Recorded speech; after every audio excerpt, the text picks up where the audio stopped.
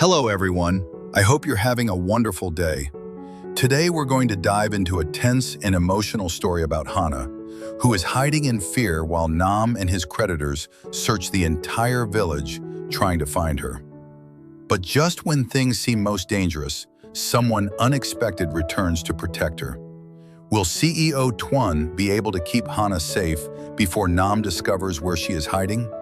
Stay with us to find out what happens next. And if you enjoy stories like this, don't forget to subscribe to the channel so you won't miss any of our upcoming videos. The quiet village had never felt this tense before. That morning, whispers had already started spreading through the small market and the narrow, dirt paths between houses.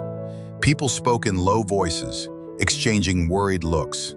Nam had returned, and he didn't come alone. Walking down the village road, Nam moved quickly with two rough-looking men beside him. Their faces were hard, impatient. These were the creditors he owed money to, men who had no patience left and no mercy either. Nam pointed toward the cluster of houses ahead. "She's here somewhere," he said confidently. "Hana couldn't have gone far." One of the creditors narrowed his eyes.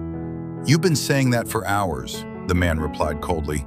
"If we don't find her soon, you'll regret wasting our time." Nam swallowed but forced a smile. "We will find her," he insisted. "She has nowhere else to run." The three of them began going from house to house, knocking on doors and questioning anyone they saw. "Have you seen a young woman pass by? Her name is Hana. She might be hiding nearby." Their tone made it clear this wasn't a friendly search. It was a hunt. Some villagers quickly shook their heads and closed their doors. Others pretended not to hear. Everyone in the village knew trouble when they saw it, and no one wanted to get involved. Meanwhile, inside Grandma Sam's small wooden house, Hana sat frozen with fear. She hadn't moved for several minutes. Her hands were tightly clasped together, trembling. Every sound outside made her heart race faster. Earlier that morning, someone from the market had rushed over with terrible news. Nam had come back, and he was searching everywhere for her. The moment she heard that, Hana felt the world around her collapse again. She had tried so hard to escape him. She had tried to start over quietly, but now it felt like the nightmare was chasing her again. The door slowly opened. Hana immediately looked up in panic, but then she saw the familiar figure of Grandma Sam stepping inside. The old woman closed the door gently behind her and walked toward Hana. Her face was calm, but her eyes showed deep concern. "Hana," she said softly. Hana's voice trembled. "Grandma, they're looking for me." Grandma Sam sat beside her and gently placed a hand on Hana's shoulder. "I know," she said. Hana's eyes filled with tears. "They're asking everywhere. If Nam finds me..." Her voice broke before she could finish the sentence. Grandma Sam squeezed her hand reassuringly. "Listen to me," the old woman said firmly but gently. "You are safe here." Hana shook her head. "You don't understand. Nam won't give up. If he thinks I'm here, he'll search every house." Grandma Sam let out a quiet sigh. "Yes," she said slowly, "he might try." She looked toward the small window where faint voices could be heard from far down the road. "But that doesn't mean he will succeed." Hana looked at her nervously. "What should I do?" Grandma Sam's voice became serious. "You stay inside this house," she said clearly. "No matter what happens outside, you do not step out." Hana nodded slowly, though fear still filled her face. "What if they come here?" Grandma Sam smiled faintly. "Then I will deal with them." Hana stared at her. "You can't face those men alone." Grandma Sam chuckled softly. "You'd be surprised what an old woman can handle." Outside, the voices on the road were getting louder. Nam and the creditors were now questioning someone near the entrance of the village. Hana quietly moved closer to the window and carefully looked through a small gap in the wooden wall. She saw them. Nam stood there pointing around angrily while the two creditors watched the villagers with cold expressions. One of them grabbed Nam by the collar. "You better not be lying," the man warned. Nam quickly shook his head. "I'm telling you, she's around here," he insisted. "Someone must be hiding her." Those words made Hana's stomach tighten with fear. She stepped back from the window immediately.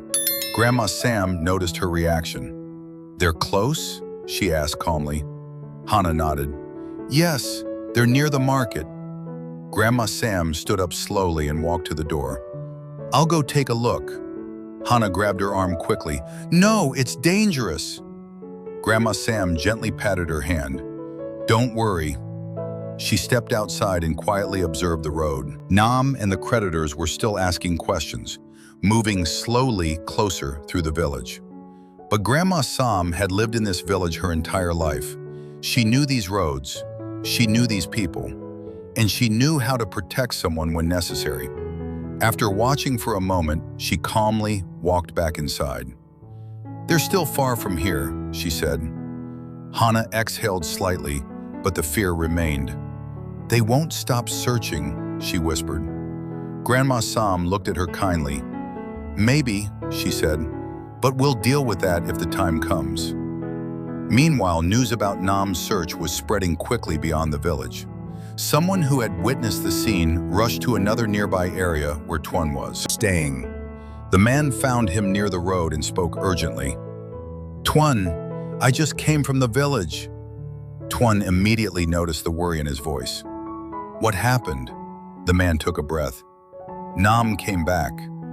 Tuan's eyes sharpened. "Nam?" "Yes," the man continued, "and he brought 2 creditors with him." Tuan's expression darkened instantly. "What are they doing there?" "They're looking for Hana," the man said. For a moment, Tuan said nothing. The wind moved quietly through the trees as he processed the news. Then he asked one more question. "Are you sure?" The man nodded. "They're asking everywhere." That was all Tuan needed to hear. Without hesitation, he turned toward the road leading back to the village. "I'm going back," he said firmly. The man looked surprised. "Right now?" Tuan didn't slow his steps. "Yes." The man hurried after him. "What are you going to do?" Tuan's voice was calm but determined.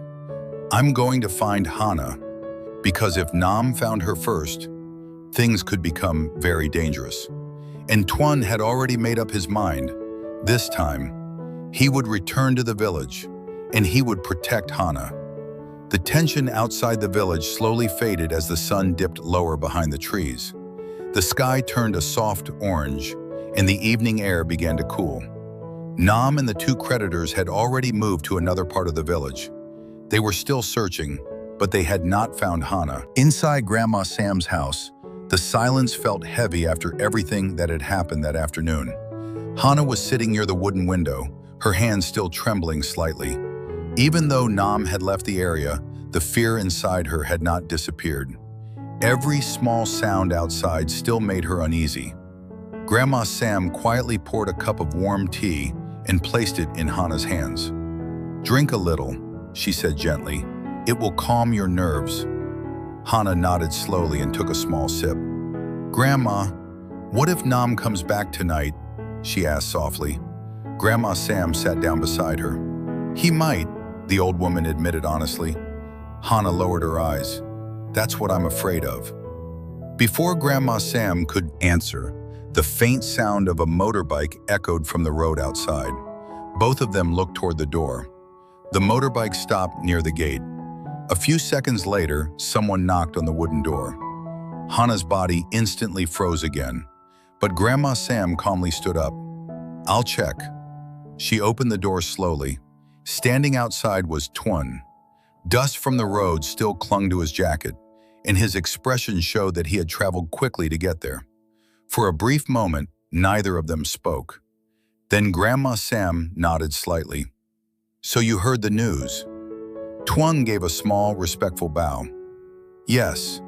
Grandma Sam stepped aside. "Come in." Tuan walked inside the house. The moment Hana saw him, her eyes widened. She hadn't expected him to arrive so soon. For a second, she didn't even know what to say.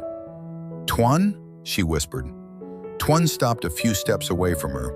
Seeing Hana safe seemed to ease the tension in his shoulders. "You're all right," he said quietly.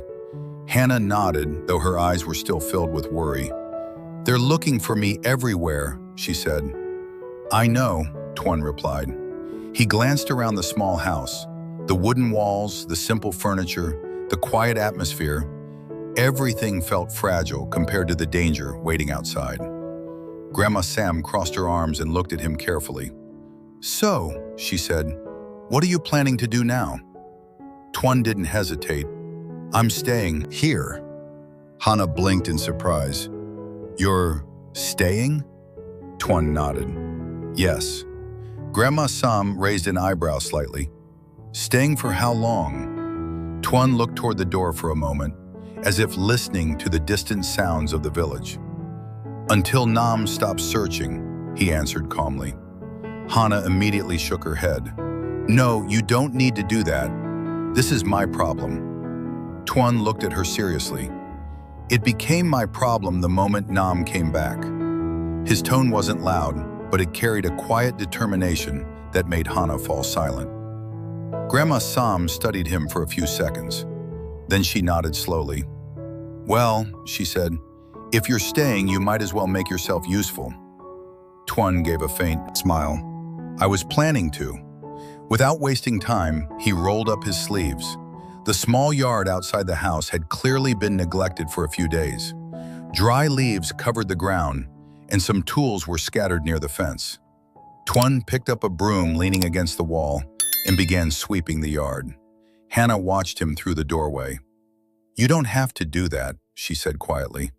Tuan continued sweeping. "If I'm staying here, I can't just sit around," he replied. Grandma Sam chuckled softly from inside. "That's the first sensible thing I've heard today."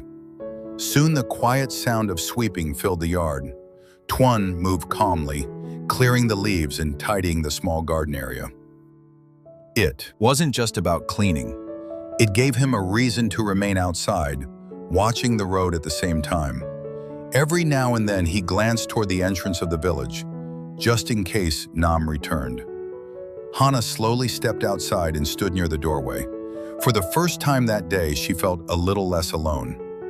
"You really came back just to protect me?" she asked softly. Tuan paused and leaned the broom against the wall. "Yes." Hana looked down. "I don't want you to get into trouble because of me." Tuan shook his head slightly. "Nam is the one causing trouble." Grandma Sam walked out with another cup of tea and handed it to Tuan. "You should drink something too," she said. Tuan accepted it gratefully. "Thank you." The three of them stood quietly in the small yard for a moment. The sky was now turning darker. Night was approaching. Somewhere far down the road, faint voices could still be heard. Nam and the creditors were still out there, still searching, but they had not found Hana. And now, Tuan was here. He glanced toward the road once more before turning back to the house. "Don't worry," he said calmly. "As long as I'm here, Nam won't take you anywhere." Hana looked at him silently. For the first time since the nightmare had begun again, she felt something she hadn't felt all day. A small sense of safety. But deep down, everyone in that small house knew something else too. Nam had not given up. He was still searching, and sooner or later, their paths would cross again. Nam returns to the village with two dangerous creditors, searching everywhere for Hana. Desperate and frightened, Hana hides inside Grandma Sam's small house, afraid that if Nam finds her this time, she will never escape again. Grandma Sam calmly comforts her and promises that Nam will not easily discover her hiding place. Meanwhile, the tension in the village grows as Nam continues questioning people and moving closer to the house. Just as the situation becomes more dangerous, Tuan hears that Nam is hunting for Hana. Without hesitation, he rushes back to the village. When he arrives at Grandma Sam's house, he finds Hana safe but terrified. Determined to protect her, Tuan decides to stay, helping with chores and keeping watch outside. Although Nam has not found Hana yet, everyone knows the danger is far from over, and the next encounter could change everything.